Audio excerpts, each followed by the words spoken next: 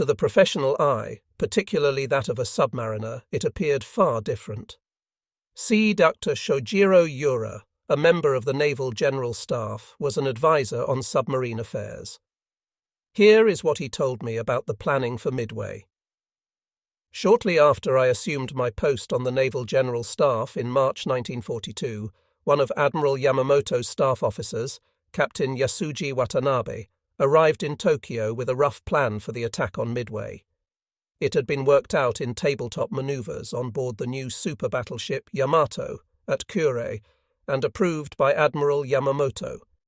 Captain Watanabe was relaying an urgent request from the Commander-in-Chief that the plan be given full approval by the Naval General Staff as quickly as possible. Captain Sadatoshi Tomioka, in the General Staff's operations section, was responsible for carrying out plans once they were approved. He opposed the operation. His stand reflected the prevailing opinion among the General Staff at that time, which was that the Americans should be lured into one decisive battle but not in the vicinity of Midway. Most members preferred an attack on the Fiji's arid Samoa, which were along the US to Australia supply route. The American fleet could tolerate an attack less there than on Midway, they felt. It would have to counterattack. The difference was that in the Fiji's Samoa area, the Americans would be very far from any reinforcement or assistance. The Japanese preponderance in naval strength would count for even more in such a case. These people felt that the most favourable point of attack should be the first consideration, because Midway, or any other base like New Caledonia, could be taken with ease once the American fleet was wiped out. The primary objective, they said, was the elimination of the enemy fleet at the minimum cost to our own. This could be more easily done the further the Americans were from their major base, Pearl Harbor.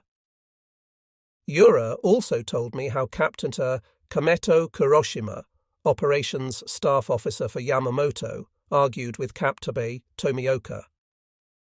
The Midway plan must be approved, Kuroshima insisted, and cited the danger Japan faced from aircraft carriers if she did not eliminate them. "No," said Tomioka, his anger also rising. "Even if we are successful, look at the great difficulty we would have keeping Midway supplied." Japan's merchant fleet, though large, still was barely sufficient to support operations already going on in the south. The bulk of it was employed in transporting oil, rubber, tin, tungsten, and other strategic materials back to our industrial complex. Very few ships could be spared from the task of strengthening our defence through homeland construction of war instruments to provide follow-up support of a Midway operation, Tomioka noted. Capt. Tomioka and Capt. Watanabe were already in total agreement on the major point that the American fleet must be lured into battle. After heavy argument, reluctant approval was given to go ahead with general planning for the attack on Midway.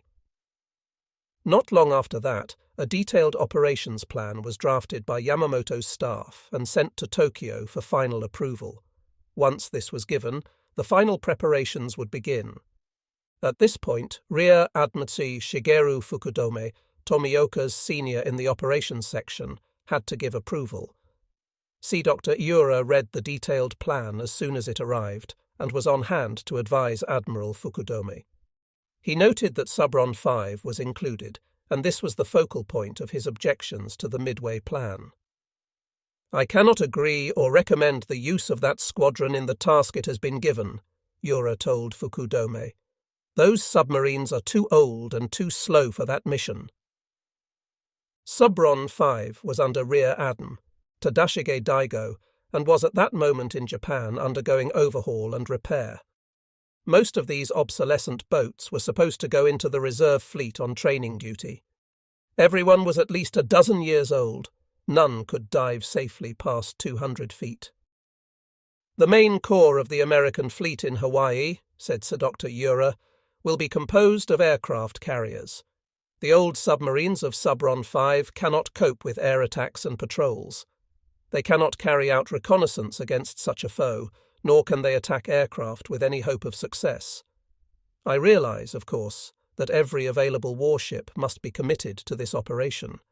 but I think the combined fleet staff officers are taking too much for granted when they station such a worn-out group of submarines in the path the Americans are most likely to use.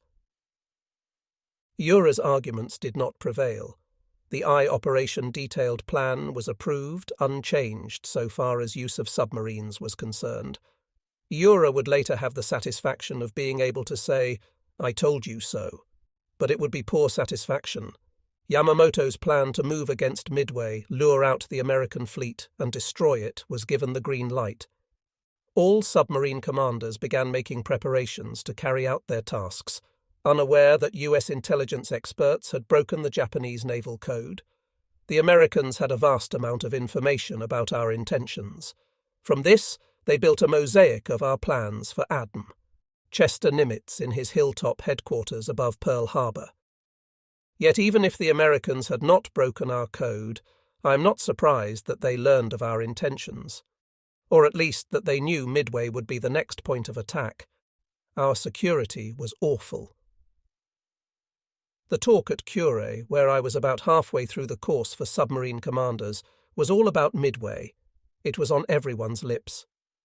Next time we meet, one submarine crew member would call out to a friend on the one moored abreast of his, "We will meet at Midway." "If we live, that is," his friend would answer. "Of course we will be alive," the first sailor would shout back across the few feet of water.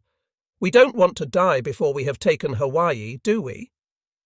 First of the submarines to leave home waters were those sent on scouting and midget attack missions. They departed early in May, the other submarines streaming out into the Pacific's broad blue waters for 2 weeks after that. One boat was almost sunk by USS Silversides just after leaving port, but the American submarine's commander missed his target. Captain Hanku Sasaki, who had directed the midget submarine attack against Pearl Harbor 5 months before, led submarines south along the coast of Australia. On May 29th, a plane from I-21 flew off its catapult and over the city of Sydney, without running into any opposition. When pilot and crewman got back aboard, they reported 3 capital ships and numerous smaller warcraft present in Sydney Harbour. Sasaki decided he would launch a midget submarine attack within 48 hours, using the 3 midget subs he had on hand. Late Ku, who had secretly scouted the entrance to Pearl Harbor while supposedly a tourist on board the merchant ship Taiyo Maru just before the war, was pilot of I-22's midget. His crewman was Petty Officer Takeshi Omori. I-22 was Sasaki's flagship as before, with Sita Kiyotake Agata still its skipper. I-24's midget pilot was Leto Tas J.G. Katsuhisa Ban, his crewman, Petty Officer Mamoru Ashibe. Sea Doctor Hiroshi Hanabusa still had the boat, but he had lost Lieutenant Mochitsura Hashimoto, who was with me at the Kure school. I-27, completed at Sasebo 3 months before setting out on this mission, was captained by Sea Doctor Iwao Yoshimura. His midget pilot was Lieutenant Kenshi Chuman, with Petty Officer Masao Takenaka as crewman. Cap. Sasaki manoeuvred all boats into position on May 31st and, about 4:30 p.m., began sending off his midgets. Launching point was about 7 miles off Sydney Harbour. Pilots were ordered to penetrate the anchorage, wait on the bottom until dark, then come up to periscope depth and make their attacks. Each had 2 torpedoes. A post-war check showed that one of our midgets did not penetrate the harbour. It either suffered some kind of malfunction or became entangled in anti-submarine nets. It was never seen or heard from after leaving its mothership. The other 2 got into the harbour, having made their way up a difficult winding channel. They were detected on the way in by sound equipment the Australians were using for just such kind of protection. It was nearly 11 p.m. when one of these 2 midgets was sighted from USS Chicago, a cruiser. About 2 hours later, Chicago's lookouts saw a torpedo heading their way. It missed the cruiser, a destroyer and a Dutch submarine, but hit a hotel ship, HMAS Kutabul, sinking it and killing some men on board it. A second torpedo was found run up on the shore next day. That pilot had bad luck, his torpedo missing the cruiser ahead of its bow. The big ship was missed both fore and aft. There are varying foreign versions of what happened to our midgets at Sydney. None can be correct because all state that 4 midget submarines were launched. They agree that 2 got inside Sydney Harbour because both were found on the bottom by Allied divers. One had not yet fired its torpedoes. Capt. Sasaki's young men had missed their chance to get both USS Chicago and HMS Canberra. Captain Sasaki waited off Sydney for 2 days, hoping to pick up his pilots and their crewmen, giving up only when the midget's endurance time had expired. The Battle of Sydney ended with Sea Doctor Hanabusa's gun crew losing several rounds at the Australian city, which was immediately blacked out. I-24 then dived quickly and fled, while Capt. Sasaki was leading his 5 submarines down the east coast of Australia, Rear Adm. Ishizaki in I-8 was off the east coast of Africa. I-10's aircraft was sent over Diego Suarez on May 30th, and the Admiral ordered a midget attack made the next night. I-18's midget could not be sent off because of a breakdown of its engine, due no doubt to the fact that this sub had been cruising for about a month before the day of attack came. So only 2 midgets could be sent into Diego Suarez, where a battleship of the Queen Elizabeth class, several cruisers, and many smaller vessels lay at anchor. Sea Doctor Kaoru Yamada launched ENS, Katsusuke Iwase, from I-16, with Petty Officer Kozo Takada as crewman.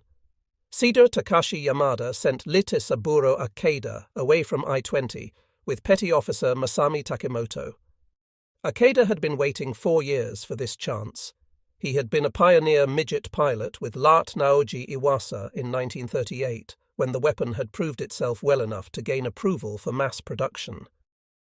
Akeda had also played an important role in training in the Koryu, the inland sea.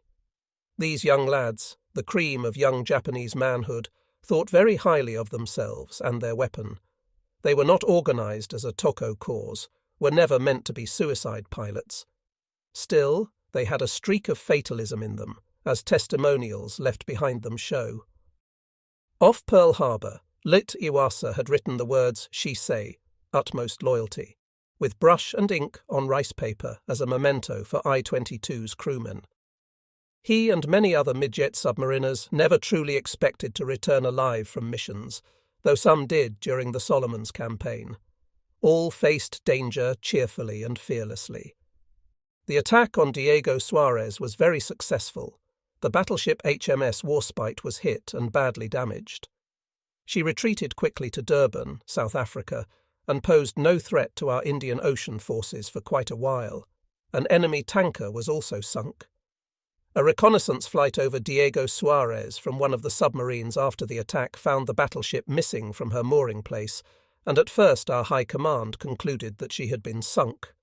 The truth was learned later through careful monitoring of enemy broadcasts. From these same broadcasts, it was learned that 2 Japanese men, possibly Akeda and Takemoto, had gotten ashore after the battle and tried to attack the shore garrison. They continued to charge after being ordered to surrender and were killed. The submarines waited in vain for midgets to return. Leterta Ueno took the fuel-laden I-123 out and slipped right up to the edge of French frigate shoals from Kwajalein without any trouble, arriving outside the reef on May 26th. But when he peered through his periscope, he received a terrible shock. There, in the lagoon, was an American ship. It was identified as a small seaplane tender. Certainly no flying boats could land at French frigate shoals now. Nor could I-123 try to torpedo this barrier to the K operation either. Even one radio message, gotten away before the enemy sank, might reveal the plan. Captain Ueno decided that the thing to do was to wait and watch. That is what he did, for most of 5 days. Then, with time running out and the enemy showing no sign of moving, he finally sent off a wireless message to Vice Adm. Komatsu in his flagship Katori at Kwajalein. "The enemy's watch is intense," it read. "There appears to be no chance of carrying out the K operation." This word, relayed to Adam Yamamoto, caused cancellation of the planned air reconnaissance of Pearl Harbor. The Midway battle would have to start with no information about what ships the enemy had at Pearl Harbor, the most important base from which a strike against our forces could be dispatched. The first thing that could go wrong with our Midway operation had now gone wrong. Other things were to follow. Dr. Shojiro Yura, representing our submarine fleet at Tokyo, had shown great foresight by protesting the use of Subron 5 boats, all obsolescent, in the Midway operation. He predicted that they would not be able to do the jobs given them. He proved to be very, very correct. These 8 old boats, under Rear Admiral Tadashige Daigo, who used Rio de Janeiro Maru at Kwajalein for his flagship, had done some good work in the early operations to our south. I-156 had pinpointed the position of HMS Prince of Wales and HMS Repulse for the Mihoro, Genzan and Kanoya Naval Air Corps, which lost no time finding them and blasting them into extinction. All boats had later operated extensively with the fleet in those waters, for a period longer than should have reasonably been expected of them, before returning to Japan for overhaul. It takes far more effort to put an older warship back into battle condition than it does a new one. The submarines of Subron 5 proved no exception to this axiom. Work on them took so long that they did not get clear of Japanese waters until well past their scheduled date. Then, after stopping at Kwajalein to refuel, they still had 2,000 miles to go before reaching the posts assigned them on the patrol line. Much of this distance had to be travelled underwater, at slow speeds, to avoid detection by the long-range Catalina patrol bombers operating out of Midway. This wasted even more time. Entirely too much credit for the American victory at Midway, and it was truly a great naval victory, won by brave and daring men, has been given to the fact that the Americans had broken our code and could read our messages almost as fast as our radio operators could. All that did was tell the Americans where we were going to attack and let them know how overwhelming was the force being sent against them. Edam. Nimitz deduced the place of attack by a simple ruse. Thinking it might be Midway, he told the commander of that island to send him a message, in plain language, telling him it was having trouble desalting water. We had been calling Midway Island F in our messages, and when his intelligence men decoded our message saying that Island F was experiencing a breakdown in its water supply, Nimitz had final confirmation of our destination. He still, however, had a much greater problem than merely knowing where we were going. How was he to defeat a force of more than 100 surface warships when he could muster only a little more than 24 to send against them? One of his ships, USS Yorktown, got into battle only because hordes of naval shipyard workers at Pearl Harbor, many of them the sons or grandsons of men born in Japan, swarmed over the big aircraft carrier, and did a hurry-up job that let her go off to battle in spite of severe damage suffered a few weeks before at Coral Sea. Knowing we were going to attack Midway and having a pretty good idea of when, ADML. Nimitz planned to station all of his available surface forces at sea off our left flank. They would be given orders to make an all-out attack on our aircraft carriers as soon as these were identified and located. Like Yamamoto, Nimitz greatly feared his enemy's naval air power, so he pinned all of his hopes on sinking as many of our aircraft carriers as he could. He positioned his striking force well to the northeast of Midway, where they were to hide and wait for the time of greatest opportunity. Nimitz knew he was sending his ships and men on an almost suicide mission. Should they encounter our surface fleet, they wouldn't have a chance. All of his hopes rested on 2 things. His very long-range patrol planes based on Midway had to locate our aircraft carriers, while his own carriers stayed out of range of the shorter-range planes we could send searching for them from our carriers. Then his carriers might be able to race in and attack ours with their aircraft. They got their chance chiefly because of the way Subron 5 and other boats of the 6th Fleet were employed in the Midway campaign. Had our submarines been used properly and effectively, the history of the Pacific Naval War might have been written quite differently. Chapter 6. Defeat at Midway. The submarines heading for the Midway operation began leaving Japan on May 10, 1942.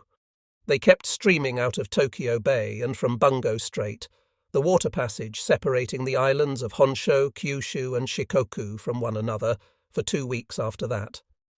Subron 5, the vital sentry line group of submarines so important in the battle because it was supposed to provide us any knowledge of the enemy nearing our aircraft carriers, was in 2 divisions.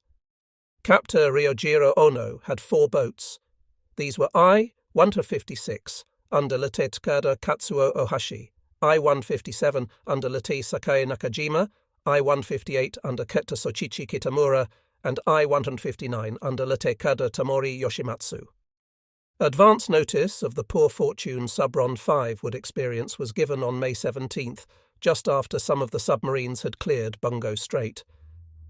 Lieutenant Satoyoshi Niina had barely brought his boat around toward the east after exiting the passage and was cruising serenely on the surface, well within range of protective air bases, when the USS Triton, which had been cruising in waters south of Kyushu, spied it. With 1 torpedo, Triton sent I-164 to the bottom. The American submarine did not stop to pick up any of the survivors. We suffered another submarine loss that day, but it was a boat playing no part in the Midway operation. She was I-28, only 3 months off the shipways, and had left Truk on April 30th to participate in the Coral Sea battle. On May 11th, the battle over, I-28 was ordered back to Truk. On May 16th, she reported by wireless that she was 250 miles north of Rabaul and having engine trouble. The American submarine Tautog surprised her the next day. Sea Doctor Yasuo Yajima went down with his submarine and crew. If, as American sources claim, Tautog had also sunk I-23 3 weeks before off Oahu, she was indeed proving herself to be a powerful enemy. On May 27th, the Japanese Navy Day, because it is the anniversary of Adam Heihachiro Togo's great victory over the Russian fleet at Tsushima in 1905, the bulk of our surface forces departed Japanese waters. The Northern Force, under Vice Adm. Moshiro Hosogaya, headed for the Aleutians. Hosogaya had under him a carrier striking force, invasion troops for Attu and Kiska, and the submarines of Rear Adm. Yamazaki. The Midway invasion force moved out from the Marianas under Vice Adm. Nobutake Kondo. He also had auxiliary ships with him, and his force of 15 troop transports was protected by the world's greatest torpedo tactician, Rear Adm. Raizo Tanaka. Tanaka would become chief engineer of what the Americans called the Tokyo Express in the Solomons a few months later. They would nickname him Tenacious. Tanaka because of his aggressive spirit, and he was also called the Japanese Arleigh Burke. Some students of naval warfare like to ponder Tanaka and Burke in the same way American boxing fans speculate about Jack Dempsey and Joe Louis, both former world's heavyweight boxing champions. They try to imagine what it would be like if those men met each other in a match while each was at the peak of his prowess. The torpedo tactics of both Tanaka and Burke are studied by destroyermen for the battles of Cape St. George and Tassafaronga during the struggle for the Solomons. Tanaka had been transferred to a shore station in Burma by the time Burke got into the Pacific theatre of war. It would have been interesting had these 2 great fighters met in sea combat, but it is perhaps fortunate they never did. One or both might have died facing each other. The carrier striking force that was to immobilize Midway Island and soften it up for invasion was centered around Kaga, Akagi, Hiryu, and Soryu, under Vice Adm. Chuichi Nagumo. He had led these 4 flat tops, plus Shokaku and Zuikaku, against Pearl Harbor in December, but Shokaku had been heavily damaged in the Coral Sea battle 2 weeks earlier, and Zuikaku had lost aircraft and men that could not be replaced in time to let her join Nagumo's forces. Another of the earlier objections by Naval General Staff members to the Midway Plan, that replacement of aircraft and airmen was a critical problem, had been proven. Still, Admenush Yamamoto, steaming to sea with the main body in the tradition of a sea leader accompanying his ships, was full of confidence. The force around his flagship Yamato included 2 other battleships, a light aircraft carrier, a light cruiser, and 9 destroyers. He also had with him Chiyoda and Sishin, still listed as seaplane carriers, but actually having on board 24 midget submarines. After Midway was taken, these were to be put ashore to help defend the island. The plan for use of submarines extended well past the Battle of Midway. Once Sixth Fleet had been committed to it, planners started work on what would follow this great victory. The policy set down after our poor showing at Pearl Harbor that submarines would operate chiefly against merchant vessels rather than against warships was adjusted to follow up on the Midway operation. A victory in mid-Pacific would leave the great might of our combined fleet barring the way across an ocean bereft of American naval power. Few ships would be able to supply Australia or fight against us. The airbase to be built on Guadalcanal, in the southeastern Solomons, would help our ships keep watch on the US-Australia route. So would a seaplane base to be established at Tulagi, just north of Guadalcanal. Air and surface operations would meet no opposition if the High Command later wanted to take New Caledonia, Fiji, Samoa, the New Hebrides, or any other place. Strength in the Central Pacific would free our submarines for other operations in other areas. We intended to use nearly all we had in the Indian Ocean. Our best submarines would be employed in one massive blockade. So submarine commanders operating in the Midway, US West Coast, and Aleutians areas were ordered to put about after Midway was taken, and to take up stations off Australia and in the Indian Ocean. We had an excellent base at Penang, Sumatra, from which the Indian Ocean submarines could operate in two groups. One of these would shut off the exit areas from the Suez Canal, through which ships were coming in an effort to build up Allied strength in India. In concert with German submarines, these and another group of Japanese submarines would block supplies moving to Australia and India via the Cape of Good Hope. You can see from the above how much depended on success at Midway, but this dream would never be realised, chiefly because the use of our submarines in the Midway operation was so poor. Perhaps Combined Fleet had a low opinion of submarines, which had not sunk many enemy ships in the war's first months. I shall only summarise the main action of the battle for Midway here. Nagumo's carriers moved in and made their attack on the island. American planes there, forewarned by patrol planes, took to the air before Nagumo's airstrike arrived and landed after it left. Then the American land-based planes took off again, this time to strike at our aircraft carriers. Our ship's gunners and combat air patrol shot nearly every one of these attackers out of the sky. Nagumo's air officers, meanwhile, had advised him that another airstrike on Midway was necessary. At that time he had a force of torpedo planes in reserve on board Kaga and Akagi, plus an airstrike force ready on Hiryu and Soryu. He quickly rearmed all returning planes so that they could join in a massive airstrike against an enemy sea force. He could have completely destroyed the American carrier force, which had not yet been found by his ship-based patrol craft. But when he came under attack from Midway aircraft, Nagumo decided to hit the island a second time, to destroy this threat from land. He ordered the torpedo planes to be struck below decks so they could rearm with bombs for this purpose. Note, we had planes that could serve double duty as torpedo or level bombers. The Americans did not.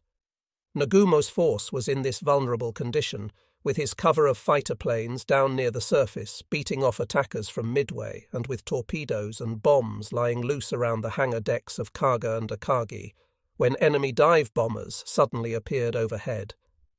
In a very short time, 3 of his 4 carriers were practically destroyed, with the 4th getting a fatal blow not long afterward. By the next day at noon, Kaga, Akagi, Hiryu and Soryu were at the bottom of the sea. The only real damage done to the Americans in exchange for this horrendous loss was 2 bomb hits and 2 torpedo hits on the U.S. aircraft carrier Yorktown. Adem. Yamamoto, with his heavy ships, raced rapidly toward Midway, hoping to catch the American carriers during the night and sink them, but he turned back after some hours on this course.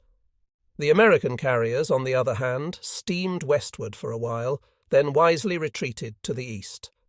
Our invasion force had to be turned around too, now that it had no air cover. Yamamoto eventually had to turn his entire fleet around and head back for Japan. Just as Admiral Nimitz hoped, the flanking force of American aircraft carriers had been able to get into position northeast of Midway and wait. The American aircraft carriers were able to reach their hiding positions safely and remain undetected there because the sentry line of Subron 5 arrived on station too late. Japanese submarines enjoyed only one bright moment at Midway, and that came 2 days after the main battle was over. When 3 of our carriers were put out of action within minutes, the 4th one was a little to the north and escaped that first blow. She was Hiryu, which managed to get off 2 small strikes against the American task force. Hiryu's pilots bored in and crippled the Yorktown, suffering the loss of 2/3 of their number in the attack. Those that got back reported 1 American carrier hit and burning. At that time, Lieutenant Yahachi Tanabe was off Midway, within visual range of the island. He had been watching it for 4 days, through his periscope by day and with binoculars at night. His I-168 sent off the early reports of heavy activity by American patrol bombers based on Midway. It also had a front-row seat for our air attack on the island. Early on June 5th, when Yamamoto was still speeding in with his main body, Tanabe was ordered to shell Midway and was told he would be joined by our 4 heavy cruisers racing in from the west. Tanabe was spotted as soon as he surfaced and had to dive quickly. Later that morning, after scout planes from Nagumo's force again sighted Yorktown, they reported her as being dead in the water, about 150 miles northeast of Midway. A message was sent out at once. I-168 will locate and sink the American carrier. Tanabe set off at once, cruising submerged until the sun had set. Then, he said, we ran on the surface for a while, but not at top speed because I was afraid we might miss the enemy in the blackness. It was 5:30 in the morning when one of my lookouts sighted the enemy carrier. She was a big shape on the horizon about 12 miles away. I-168's crew leaped to their battle stations. "Stand by to dive!" shouted Tanabe. "Come right to the new course, 045! Dive!" After he was inside his submarine's hull, he ordered, "Level off at 90 feet, slow to 6 knots." 6 nerve-stretching hours followed while I-168, slowed almost to a creep, worked her way into attack position. She eased off on her engines until her screws were barely making 3 knots. Every 30 minutes, Tanabe brought I-168 up to periscope depth so he could take a quick look at the situation. His periscope was never up for more than 5 seconds, but he was able to get a clear impression of what was happening. One ship, which he thought to be a destroyer, had the aircraft carrier in tow. He could see 3 more destroyers, so he assumed that there were at least 2 more on the carrier's other side, patrolling against submarines. The destroyers were about 1 mile out from the carrier, which convinced Tanabe that if he got off a shot at the carrier, they would surely sink his boat in the counterattack. Still, he pressed on. That aircraft carrier was too important a prize to let escape. He changed course a few degrees to the right from time to time, having noticed that the Yorktown was making some headway under her tow and moving east. I-168's sound man told his captain that the American destroyers were operating their sound equipment. But a little after 11 a.m., their pinging could no longer be heard. This puzzled Tanabe, but he kept his voice light as he told his crew. The Americans seem to have interrupted their war for lunch, and a crew member answered, "We shall give them some torpedoes for dessert."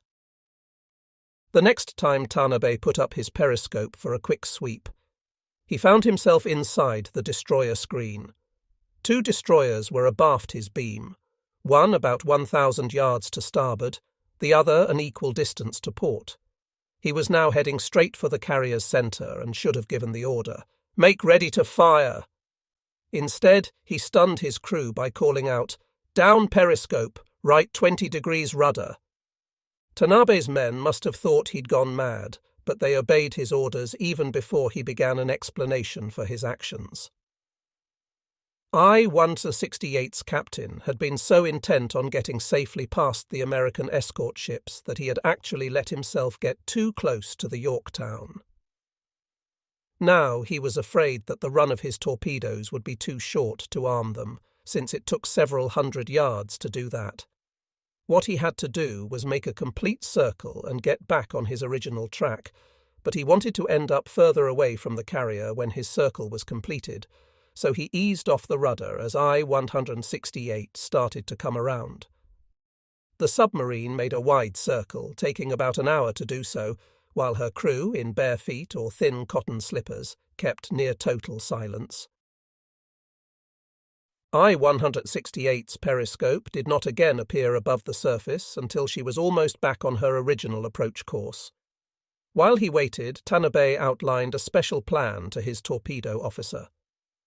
I-168 at that time did not mount the giant Model 95 torpedoes with their 890 lb warheads. Tanabe's boat was armed with Model 89s, whose warheads carried only 649 pounds of explosive. He had an idea, as he put it, for making 95s out of my 89s. The usual spread for torpedoes was 2 or 3 degrees between their paths. Should I-168 fire a full salvo from her 4 forward tubes, the total spread would be 9 degrees. But I wanted to concentrate my punch in the carrier's centre, he said, rather than spread it out along her hull, so I planned to fire my torpedoes in pairs, with a 2-degree spread for each pair. Furthermore, I planned to fire tubes 1 and 2 first, then send torpedoes from tubes 3 and 4 right behind them, in their wakes. If all went well, those 4 torpedoes would hit very close together and do the maximum possible damage to the enemy ship. By 1 p.m. of June 6th, Tanabe was squared away on his original track, but the American destroyers appeared to have no knowledge of his presence. I have since read that a thick blanket of oil, seeping from the damaged flat top, may have affected the performance of enemy sound equipment, rendering it practically useless. Ready to fire, Tanabe began to plan his escape after the attack. The wakes of his torpedoes, which were not of the oxygen-propelled type and therefore could be easily seen, would reveal his position. Men on board the carrier would know at once where they came from, though it would do them little good by that time. He called out, "Fire!" and the torpedoes raced out ahead of him while he kept his periscope above the water to observe their results. Nearly a full minute passed before the first torpedo struck. "A hit!" Tanabe shouted, and someone else in the conning tower responded with, "Banzai!" Others called out, "We did it! We did it!" as they heard more explosions follow the first one. "Go ahead at full speed," ordered Tanabe. "Dive to 200 feet." The submarine lurched forward and downward, and Tanabe soon called out, "Slow to 3 knots." He planned to get squarely beneath the carrier if possible, then make a turn toward her stern and escape under cover of explosions above him. He had seen a 5th destroyer nestled alongside the carrier, and felt that no depth charges would be fired for fear of killing any men who might land in the water. Once below the Yorktown, Tanabe swung his rudder left and began creeping past her stern. The American destroyers were on him at once. 3 appeared to be attacking him, one holding his position on its sound equipment, while the other 2 made depth charge runs. These ships should have killed I-168, but Yahachi Tanabe led a charmed life. Each time his sound man reported an enemy ship making its run, Lieutenant Sida Tanabe would swing his boat around to a course opposite that of his attacker. Most of the time this resulted in the Americans overrunning him, all depth charges dropping into the water well aft of I-168's stern. The enemy was clever enough not to stay with one tactic for too long. 2 hours passed without much more damage done to I-168 than a good shaking up. Then one destroyer dropped a pattern of depth charges short. They exploded very near I-168's bow. "All lights went out at once," says Tanabe, "and a few seconds later my forward battery room was reporting water leaks. These could cause chlorine gas to form, killing the crew of 104, for whom Tanabe had only 10 gas masks on board. Lite Gunichi Mochizuki, the electrical officer, took the masks and a few crewmen, and went into the battery room. His party disconnected the flooded batteries, eliminating this danger. Then word of another danger was passed from the forward torpedo room. The outer and inner doors of torpedo tube number 1 had been sprung by the blasts, he says, and water was coming into the boat. Unless it could be stopped, I-168 would become bow-heavy, sink below her safe operating depth, and be crushed by sea pressure along with all of us in her. Crewmen finally sealed off the damaged torpedo tube with wedges, dowels, and whatever else they could lay their hands upon. The immediate danger was averted. But we were still down by the bow because of the water we had taken aboard, says Tanabe. So I used a tactic other submarines were to use throughout the war. I sent forward all crewmen who could be spared. Each one of them picked up a sack of rice or a box of provisions and carried it aft, going back again for another. That tactic helped Tanabe get his boat back on a fairly even keel by the time electrical power was restored. By then, I-168 had been cruising submerged for nearly 12 hours. Her batteries and air supply were low because of the manoeuvring done while dodging depth charges. She would soon have to surface to recharge batteries and to replenish her air tanks. From 3:30 in the afternoon, the depth charges had been coming down less and less often and in smaller groups. Tanabe decided that the Americans were hoarding what depth charges they had left. Actually, a few more all-out attacks might have caused I-168 to broach out of control, an easy target for gunfire. The same depth charge that had sprung her torpedo tube doors and caused flooding of battery cells had also made her surge nearly 100 feet toward the surface, temporarily helpless. Tanabe had 5 pistols and 10 rifles in his small arms locker. He issued these and ordered his deck gun crew to stand by near the conning tower so they could get on deck quickly. Sunset was not far off. If he could avoid the enemy ships for a little while longer, he hoped to surface after dark, run a while to recharge his batteries and air, then make another dive. He still had plenty of torpedoes, with 5 tubes left for firing them, and intended to make a fight of it. In the dark, he felt, his submarine might have an advantage, even though outnumbered. A long lull occurred in the enemy's fire. Tanabe decided his chance had come, his soundman having reported only very weak propeller sounds. "Surface!" he ordered, and began running west at 14 knots, the best speed I-168 could make while taking in air and recharging her batteries. Far to the east, beyond the horizon, he was sure an enemy aircraft carrier was sinking. He had seen his torpedoes strike into her and explode. Not as far to the east, however, were the 3 destroyers. They were about 6 miles astern of him, heading away from him at a good speed. 2 came about in pursuit, and a race against time began. With their superior speed, the destroyers were sure to overtake Tanabe before long. He had to stay free long enough to let his men get I-168 ready for a dive. "Make smoke!" he ordered, and a great billowing black cloud soon streamed over his stern. He used it for cover. It helped for a little while, and the first shells from the destroyers landed nowhere near him. The Americans had started shooting at a range of 4 miles, seemed too excited to shoot straight at first, perhaps because they wanted revenge so badly, but they soon became more accurate. Before long, Tanabe's boat was straddled by a salvo of shells. It was merely a matter of time until an alert gunnery officer walked, shots back and forth across him for a direct hit. That would mean the end of I-168.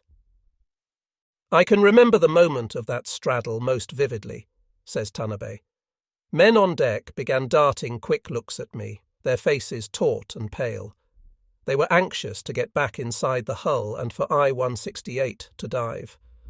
Only their long training and discipline kept them at their posts, just as it kept me at mine.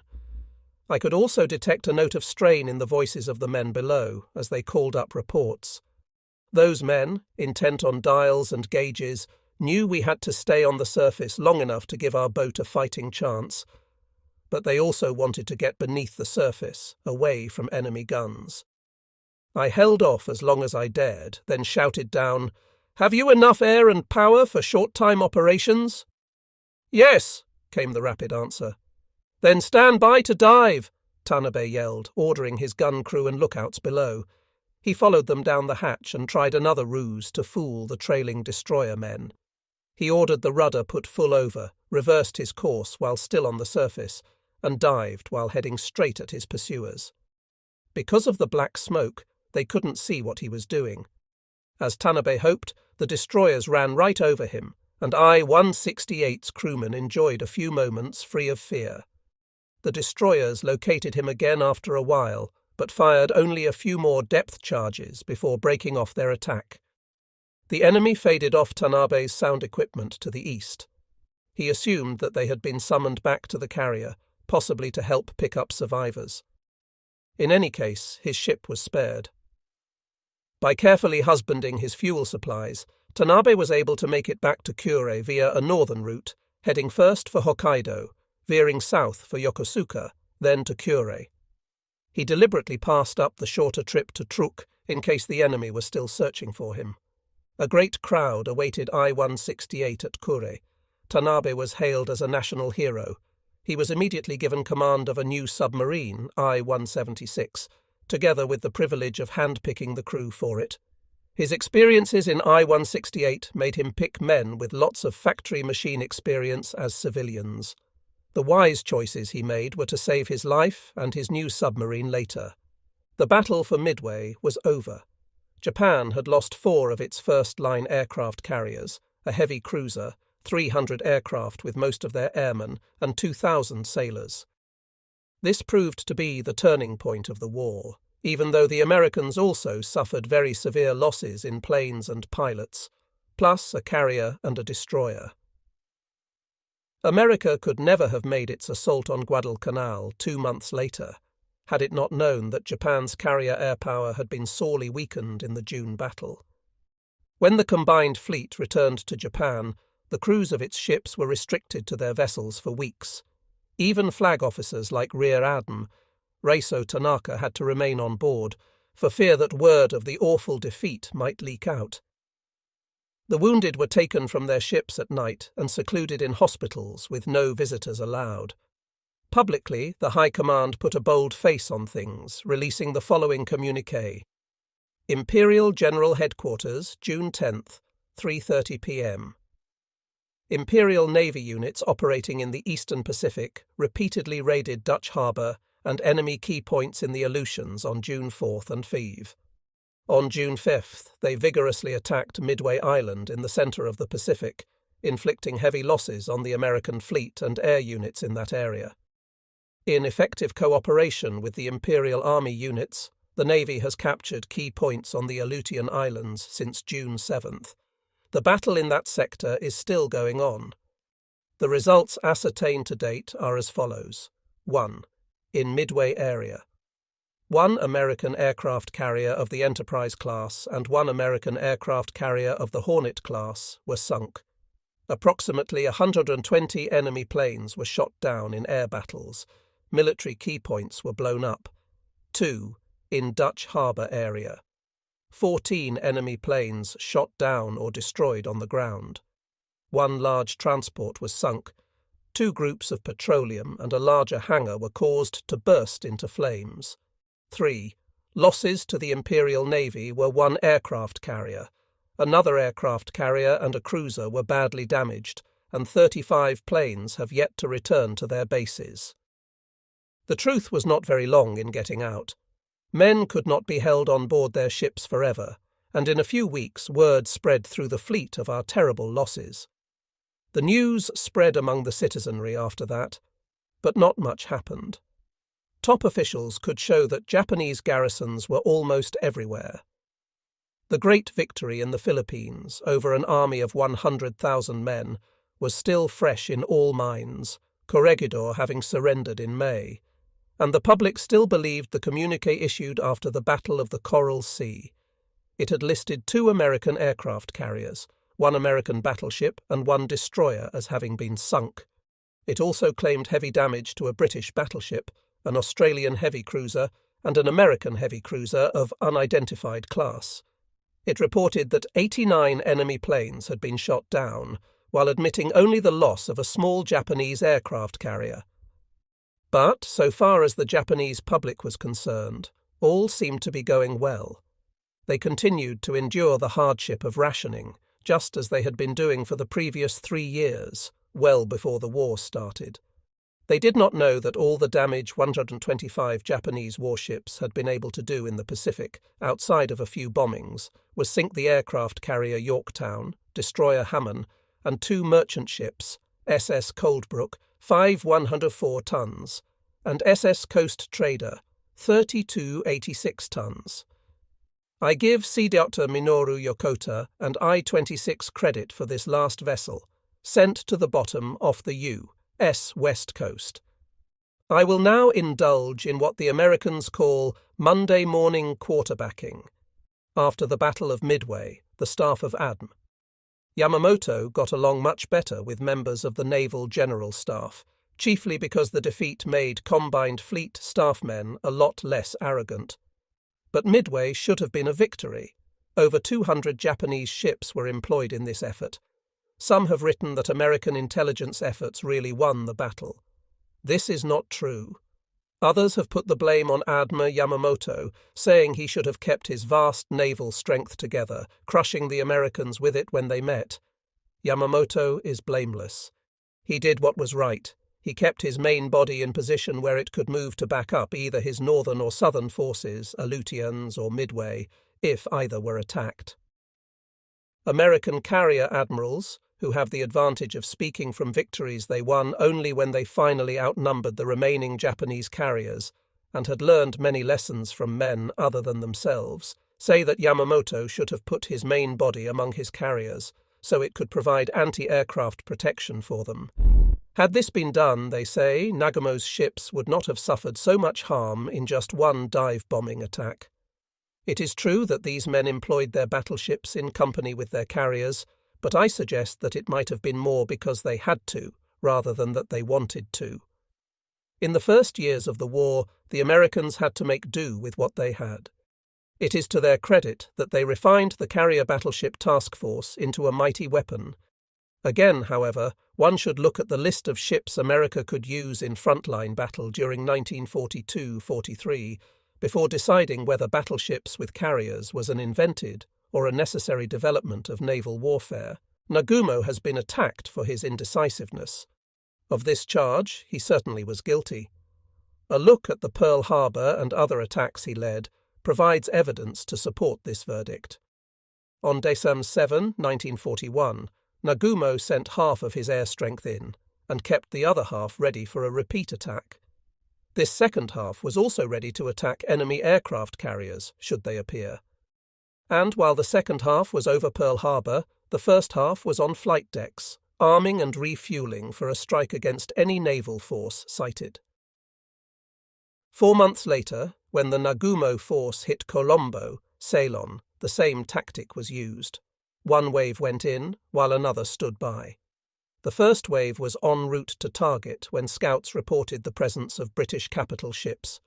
Without hesitation, Nagumo sent off his second wave against these new targets. It sank the British cruisers Cornwall and Dorsetshire. A few days after that, Nagumo attacked British shipping in the harbour of Trincomalee, Ceylon. Again he had a second wave ready, and again a scout reported the presence of a second force, this one including an aircraft carrier. And again, without any hesitation, Nagumo launched his second wave against a second target. Those planes sent the carrier HMS Hermes and HMS Vampire, a destroyer, to the bottom. The general impression has been that American flyers were the first to sink a carrier from a carrier, and that the Battle of the Coral Sea was the first time a battle was fought without the opposing ships coming within sight of each other. This impression is, of course, wrong. HMS Hermes, a light carrier, was sunk by Japanese flyers a full month before the Coral Sea battle, in the first such engagement. Now then, since he had twice done so earlier, why did not Nagumo send off his ready aircraft against the American ships in the Midway battle when they were first sighted?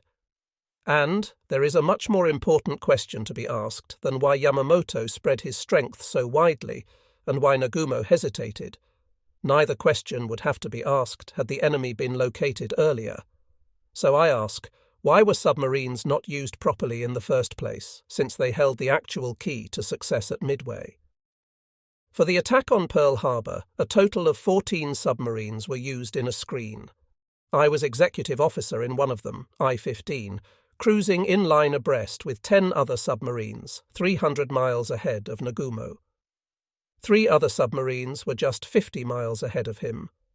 Had this simple tactic been repeated during the approach to Midway, with the line of submarines swinging to the eastward on Nagumo's flank, surely some submarines would have sighted the American carriers. Sea Dr. Ura was correct, of course, in his low estimate of Subron 5's ability. Tokyo planners should have listened to him.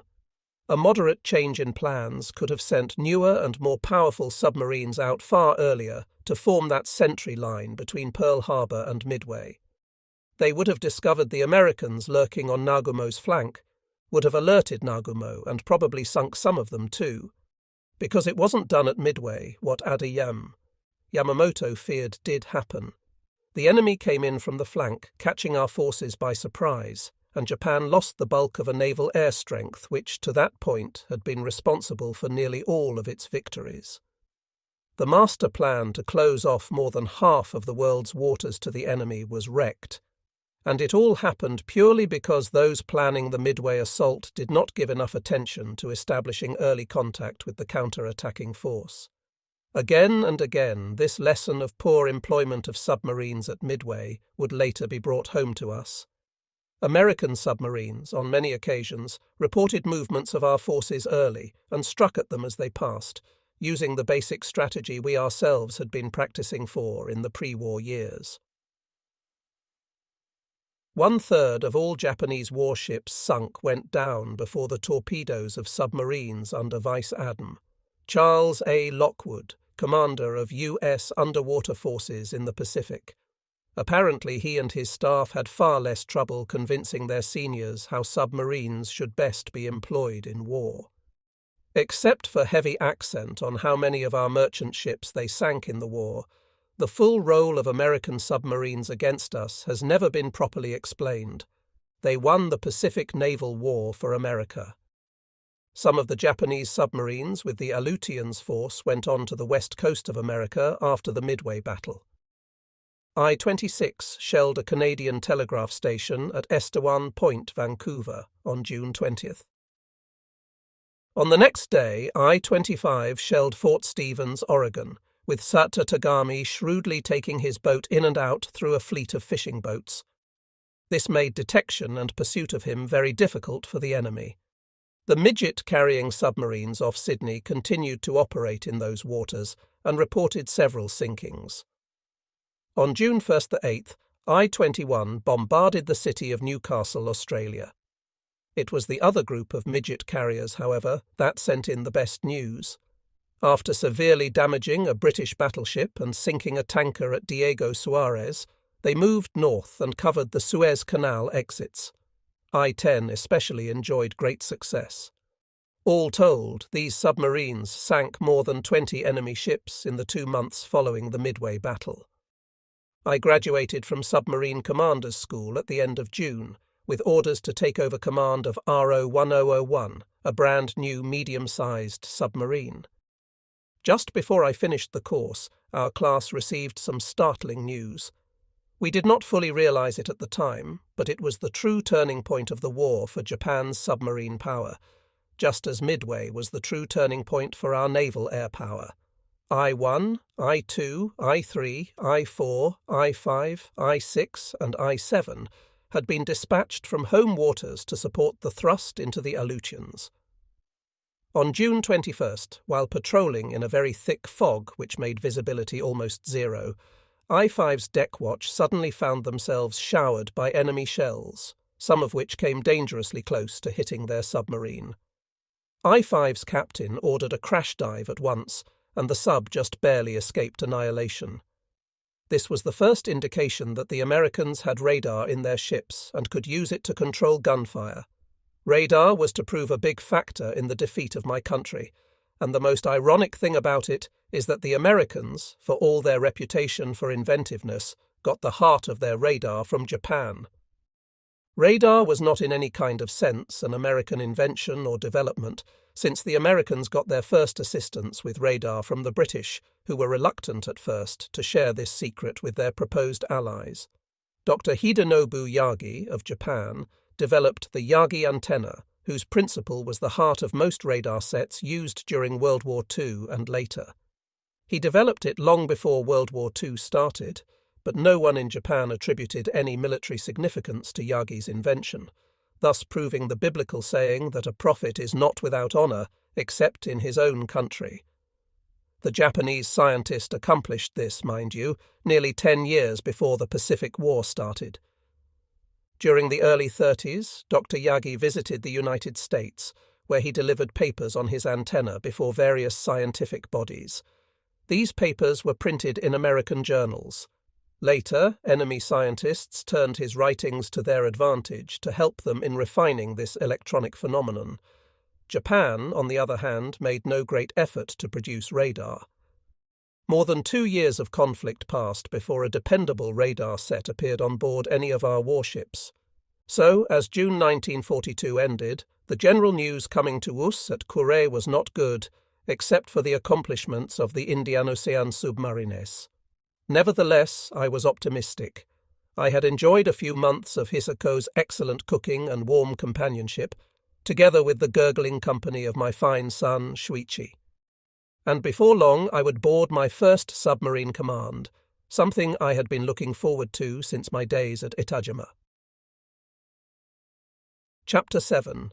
My first command, Guadalcanal assaulted. I had been looking forward to the day I took command of RO-101 to supervise her completion for more than a dozen years. I had high hopes for what I might accomplish with her because I was a Kagoshima boy. All my life I had been very aware of this. The place of my birth is where the Imperial Japanese Navy was also born. In June 1853, an American squadron under Commodore Matthew Perry docked at Uragamachi on Tokyo Bay.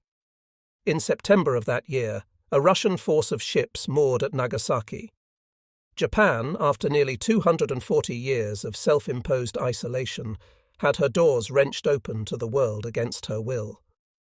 In my home city of Kagoshima at that time lived the daimyo Nariakira Shimazu, the noble whose family had ruled the southern section of Japan's southernmost main island for generations, using samurai warriors to control it.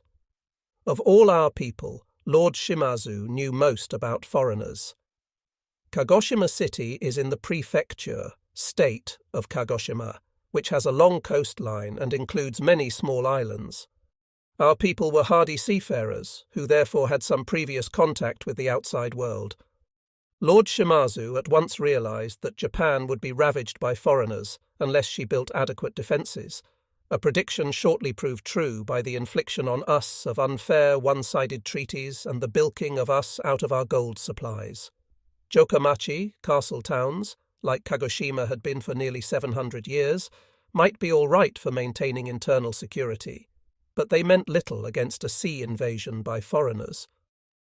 Shimazu at once requested permission of Shogun Hideyoshi Tokugawa's regime to build a warship for coastal defense.